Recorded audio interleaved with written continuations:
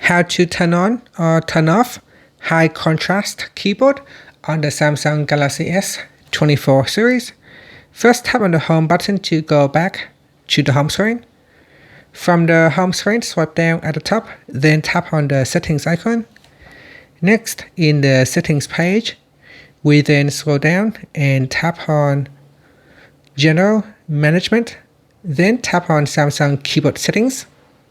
Next, in here, we scroll down and then tap on High Contrast Keyboard. Tap on the toggle button here to turn off or turn on High Contrast Keyboard. If you tap on the left hand side panel, you will go into another menu page. In here, you can select which contrast to use. So we got black letters on yellow keypad, so we can look at an example down here.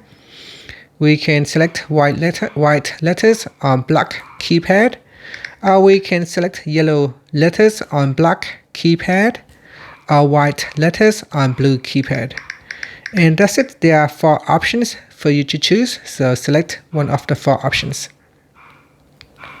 And that's it. Finally, you can tap on the home button to go back to the home screen. Thank you for watching this video. Please like and subscribe to my channel for more videos.